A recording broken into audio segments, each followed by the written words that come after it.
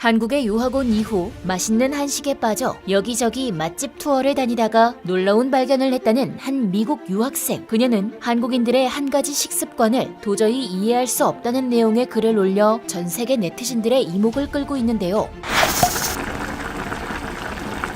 한국인들은 어째서 살이 찌지 않아? 얼마 전 해외 커뮤니티에 올라온 하나의 질문글인데요. 글쓴이는 한국의 음식 문화에 대한 자세한 관찰을 했다며 어째서 한국인들이 살이 찌지 않는지 알 수 없다며 의문을 던지고 있었습니다. 게시자는 한국인의 식습관이 전체적으로 매우 건강하지 않은 것 같다는 충격적인 관찰 결과를 말하는데요. 예를 들어 샌드위치나 페이스트리에도 크림의 양이 어마어마하게 들어가고 설탕은 모든 소스와 치킨, 핫도그, 한국화된 커리에 모두 들어간다는 사실을 말했는데요. 한국식으로 바꾼 마늘빵이나 불고기빵도 마찬가지라고 덧붙이며 한국인들의 지방과 당의 과도한 섭취를 꼬집었습니다. 피자의 경우에는 미국식 피자보다 더 많은 토핑과 더 푸짐한 치즈를 넣어 칼로리를 2배로 늘려서 먹는다고 하기도 했는데요. 그러면서 일본인이 날씬한 건 알겠지만 대체 왜 한국인이 날씬할 수 있는 건지에 대해 의문을 표했습니다. 그의 말에 따르면 서양 음식을 더 건강하지 않게 만들어서 시장에 내는 이런 음식 문화 속에서 사는 이들이라고는 믿어지지 않을 정도라고 했는데요. 특히 자신이 경험한 대학의 여학생들은 모두가 예쁘고 체구가 작아 먹는 것을 보면 믿을 수 없을 정도라고도 덧붙였습니다. 한국인들의 식습관을 자세히도 관찰한 것 같은 이 네티즌은 그럼에도 한국인들의 체질에 관한 의문이 해소되지 않으니 혹시 이건 DNA의 차이인 거냐? 나 몰래 한국인들만 아는 비법이 있는 거냐는 질문을 해외 커뮤니티에까지 올린 것이었죠.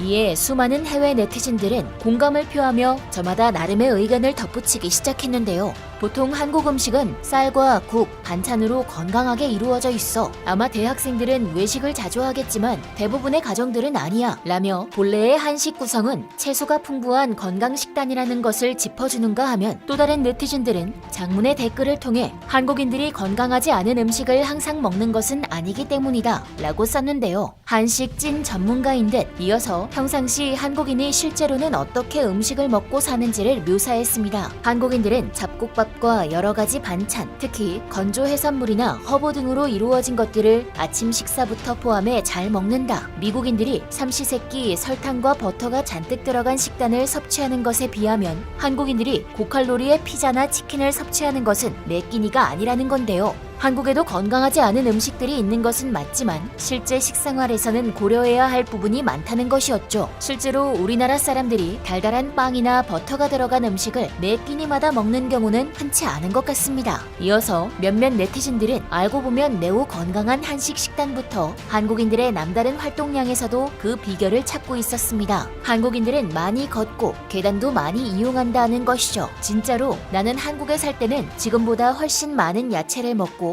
훨씬 적은 설탕을 섭취했어. 내 한국인 친구들이 달콤한 걸 막 많이 찾는 것 같지도 않았고 말이야. 나는 한국에 5개월밖에 안 살았지만 친구들이랑 이곳저곳을 걸어 다니다 보니 살도 엄청 빠졌다. 많이 걷고 한국인들처럼 당을 적게 먹으면 저절로 날씬함을 유지하게 되는 것 같아. 라이프 스타일부터 달라. 미국인들에 비하면 훨씬 잘 걸어 다니지. 한국인들은 엄청 걸어. 그게 이유야. 공원 청소하는 나이든 청소부를 보면 새벽 3시에 나와서 쓰레기통을 비우며 다른 사람들보다 훨씬 활동적으로 산다고. 한편 한식에 대한 글쓴이의 편견을 깨워주는 네티즌들도 많았는데요. 워낙 원재료의 단맛, 밥의 단맛을 잘 내고 느끼는 한국인들 탓에 한국 음식이 유독 달다고 느낄 수 있지만 실상은 그렇지 않다는 것이죠. 설탕량에 대해 말했지 미국은 한 사람당 1년에 126.4g 설탕을 소비하고 한국인들은 30.8g 소비해 거의 4분의 1이지. 이렇게 수치를 들어 콕 집어서 비교해주는가 하면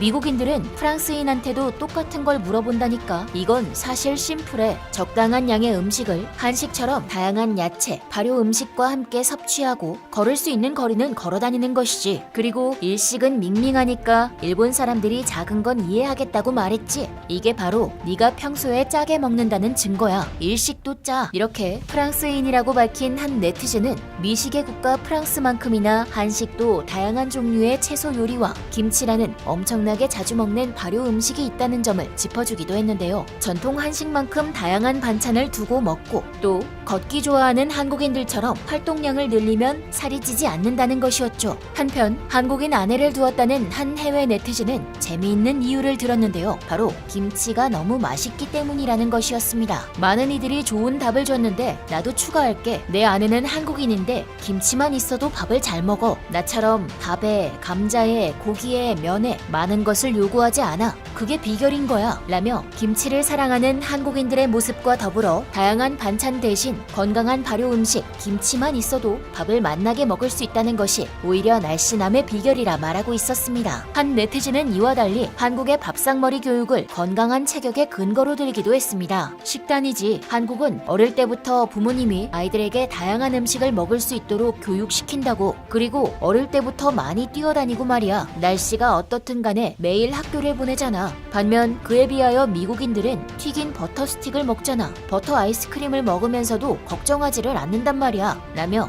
어릴 적부터 다양한 채소를 접할 수 있도록 교육하는 한국과 달리 몸에 좋지 않은 당과 지방에 대해 미국인들은 심각하게 노출되어 있음을 지적하고 있는데요. 하지만 이 모든 것에도 불구하고 역시 DNA라고 말하는 네티즌도 있었습니다. 한국인들은 한 번에 먹는 양이 일단 작고 언덕 위도 많이 걸어다녀. 그리고 유전자가 돕지. 건강한 발효 음식 김치, 다양한 채소로 꾸려진 한식 식탁, 어릴 적부터의 교육, 활동적인 생활 습관 등 여러 이유를 대서라도 신기할 정도로 먹는 양에 비해 몸매 유지를 잘한다는 한국인들. 그렇기에 이 대식가들을 설명하는 데에는 유전자부터 다르다는 결론이 나올 수밖에 없는 것 같은데요. 그런데 이렇게 한국 사람들의 날씬 체질 그리고 대식 습관에 놀라워하는 서양인들은 사실 지금으로부터 약 400여 년 전인 조선시대 때부터 찾아볼 수 있었습니다. 사진으로 찍힌 구한말 사람들의 식사 장면을 보면 일단은 누구나 그 양에 놀라게 되는데요. 남성들은 물론이고 여성들도 마찬가지로 정말 어마어마한 그릇의 크기에 밥을 가득 담아서 먹는 모습을 쉽게 발견할 수 있기 때문입니다. 우리나라는 오랜 역사 속으로 거슬러 올라갈수록 더욱 밥그릇이 커지는 현상마저 볼 수 있습니다.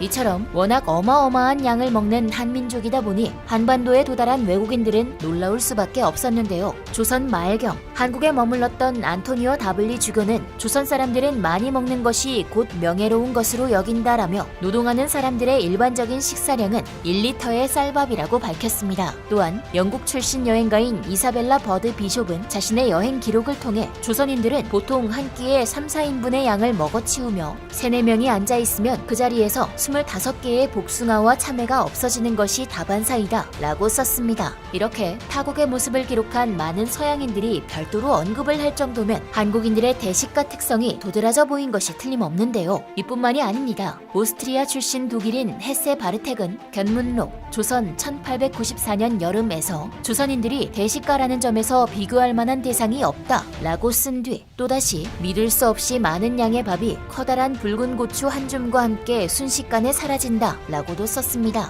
간촐한 야채 반찬과 엄청난 밥을 먹어치우는 우리나라 사람들의 먹성에 대해 감탄을 금치 못한 것인데요. 이보다 더 거슬러 올라가서 조선 전기 훈구파의 대표주자인 이극도는 조선 백성들의 식습관에 관련한 상소를 올리며 풍년이면 음식을 아끼지 않고 중국인이 하루 먹을 분량을 한 번에 먹어치우니 그것이 문제입니다 라고 임금에게 간언하기도 했습니다. 우리나라 사람들은 예전이나 지금이나 마찬가지로 음식의 맛과 양에 대해서 대단한 욕구를 지니고 있었던 모양인데요. 먹을 것을 나눠주고 챙겨 먹고 술을 즐기는 일에 아낌이 없는 모습입니다. 덕분에 역사 관련 해외 커뮤니티에 떠도는 인기 짤 중에도 조선에 당도한 하멜에 관한 것이 인기를 끌고 있었는데요. 커다란 덩치의 맹수와 자그마한 시바견을 비교하는 이 짤. 덩치 큰 맹수의 아래에는 1600년대 인도네시아로 간 네덜란드 선원들, 자그마한 시바견 밑에는 1600년대 한국의 네덜란드 선원들이라고 써져 있죠. 향료를 구하기 위해 찾아간 인도네시아에서는 어깨를 펴고 당당하게 그 위세를 과시하던 네덜란드인들이 한국에 와서는 도깨비같이 힘이 세고 많이 먹는 한국인들에게 집으로만 돌려보내달라고 애원한 상황을 재치있게 표현한 것이죠. 한국인의 식습관과 기세에 관한 몇몇 기록들이 과장된 표현으로 남겨졌다고 하더라도 주변국들의 기록과 비교해보면 한국인들이 대식가였다는 사실은 틀림이 없는 것 같은데요. 이에 대해 일본의 일부 학자들은 한국의 대식 문화가 한국인들은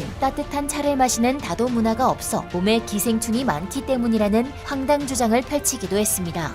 하지만 이러한 주장은 조금만 찾아봐도 황당무계하다는 것을 알 수 있는데요. 우리나라가 조선에 접어들며 불교보다는 유교가 우세해져 차문화를 없앤 것은 사실입니다. 하지만 그전까지는 차를 매우 즐겼으며 삼국시대에 건설한 화장실을 발굴해보면 차를 즐겼던 그 당시 사람들도 기생충에 크게 노출되었음이 드러납니다. 또한 한민족보다 음식을 적게 먹었다는 중국과 일본인의 묘에서도 다량의 기생충이 발견되는 것은 마찬가지였는데요. 결국 일본의 주장대로 차 마시는 문화와 한민족의 대식 습관은 아무런 관련이 없었습니다. 또 일제강점기 아래에서 빼앗길 식량을 만들 바에야 다 먹어치우겠다는 억하심정이라는 주장을 하는 서양 학자들도 있었는데요. 이 또한 시기에 관계없이 조선인들은 너나 할 것 없이 대식한다 라고 쓴 기록들을 보면 역시 틀렸다는 것을 알 수 있었죠. 이렇게 서방, 동방 곳곳에서 한국인의 식습관에 대한 다양한 주장을 내세울 만큼 독특하고 풍부한 우리의 식습관. 이는 조선 이전인 삼국시대 때부터 오늘날까지 이어지는 한국인들의 독특한 풍토인 것 같은데요. 한국인의 신체가 타 아시아국보다 조금 더 컸었다는 가설도 있지만 이 또한 증명이 어려운 부분입니다. 다만 우리나라 사람들은 대대로 음식에 대한 욕심이 많고 접대하기를 좋아해 가진 식량을 오래 보관하는 대신 많은 이들과 나누어 먹고 즐기는 형태가 비일비재했다는 것만은 명확한 사실인데요.